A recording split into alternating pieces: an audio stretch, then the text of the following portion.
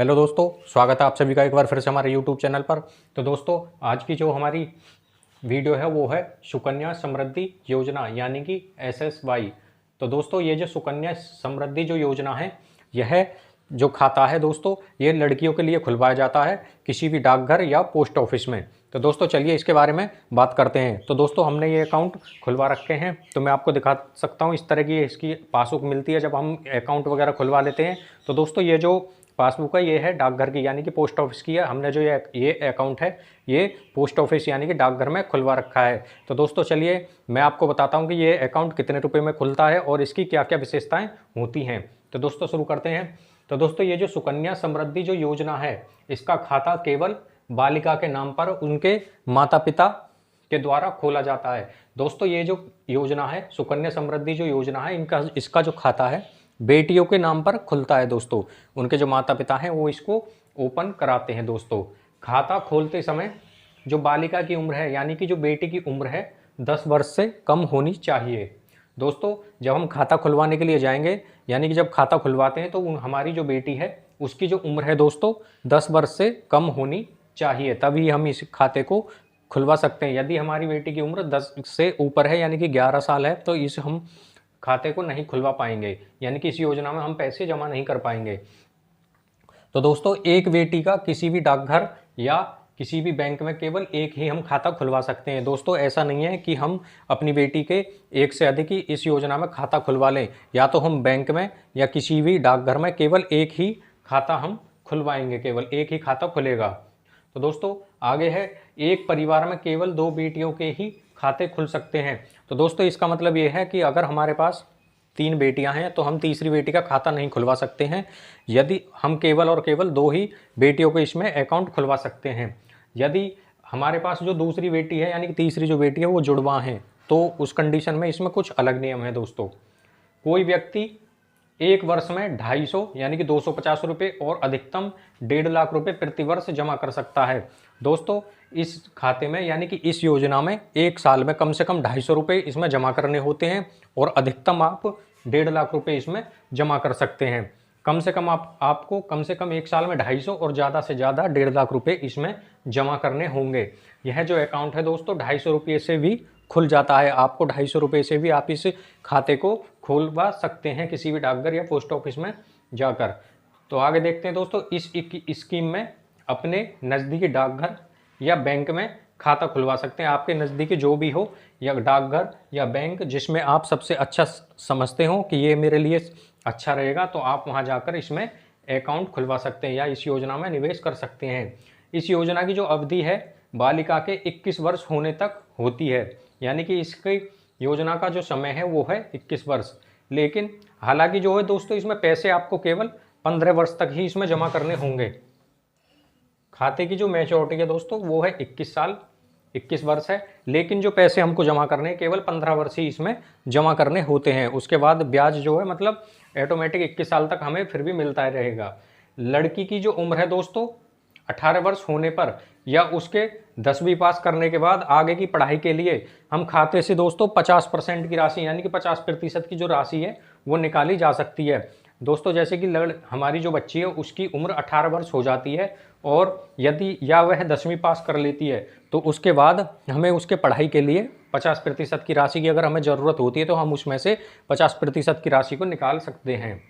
आगे है, 18 वर्ष हो जाने पर या शादी के खर्च के लिए खाता समय से पहले बंद किया जा सकता है। यदि बच्ची की उम्र 18 वर्ष हो जाती है और या फिर हम उसकी शादी करना चाहते हैं तो भी हम समय से पहले यानी कि 21 वर्ष से पहले इस खाते को हम बंद कर सकते हैं अगर ज़रूरत पड़ती है तो दोस्तों ये थी सुकन्या समृद्धि योजना से संबंधित कुछ जानकारियाँ। तो दोस्तों मैं आपको बताता हूँ, इसमें यदि हम इसमें प्रत्येक महीने 500 रुपये जमा करें यानी कि साल में हम 6000 रुपये जमा करें तो हमको 21 साल बाद कितना पैसा मिलेगा। तो दोस्तों चलिए मैं आपको और आगे बताता हूँ इसमें।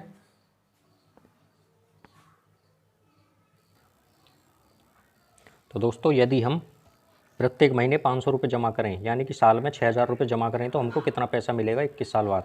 तो दोस्तों यदि वर्ष 2023 में बच्ची की उम्र 2 साल है तो कितना पैसा हम जमा करेंगे और कितना हमको मिलेगा दोस्तों, यानी कि महीने में जमा किया हमने 500 रुपये, 500 रुपये जमा किया हमने महीने में, यानी कि साल में 1000 जमा किया। तो इसे 1000 जमा कर यानी कि 6000 जो जमा किया, तो इस जो 6000 है इसको जमा करने पर हमको जो ब्याज मिलेगा वो मिलेगा 260 रुपये 6000 रुपये पर। तो टोटल जो बैलेंस हो जाएगा साल के अंत में 6250 हो जाएगा। आगे है फिर आएगा 2024, बच्ची की उम्र 3 साल हो जाएगी।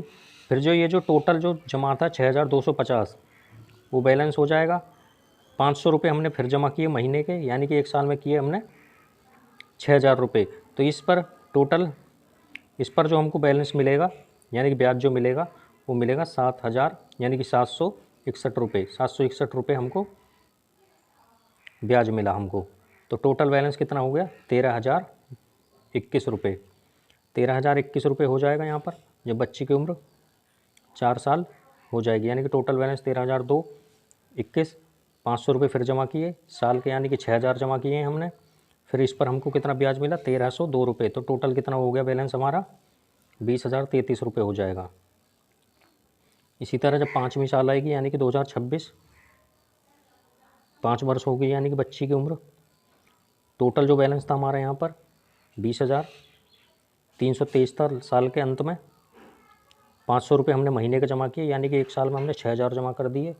तो ब्याज जो मिला हमको 1886 रुपये का, और टोटल जो हो गया हमारा बैलेंस साल के अंत में 28209 रुपये हो गया, 28209 रुपये हो गया। फिर हमने 500 रुपये जमा किया अगली साल में, 500 महीने के, एक साल में 6000 हो गए। ब्याज जो मिला 2517 का 36,726 रुपये टोटल हमको मिल गए साल के अंत में। फिर आगे हमने 36,726 हो गया ये अंत में, जब 500 रुपये फिर महीने के जमा किए, यानी कि एक साल में हमने 6000 जमा कर दिए हैं। 3198 रुपये हमको ब्याज मिला। तो ये टोटल हो गए 45,924 रुपये हमारे हो गए, 45,924 हो गए। 500 जमा किया, फिर हमने साल में 6000 जमा कर दिए, 3938 रुपये की ब्याज मिल गई है। तो 55,858 रुपये हो गए, 55,858 हो गए। तो 500 जमा किए फिर हमने अगली बार, यानी कि साल में फिर हमने जमा कर दिया 6000, ब्याज मिला हमको टोटल 4729 रुपये का। तो टोटल पैसे हो गए 66,587, 66,587 हो गए टोटल। 500 फिर जमा किया, साल में 6000 हमने फिर किया, 5587 की ब्याज 78,174 रुपये हो गए। फिर हमने अगले साल 6000 जमा किए हैं, उस पर ब्याज मिला है हमको 6514 का। तो टोटल बैलेंस हो गया 90,688।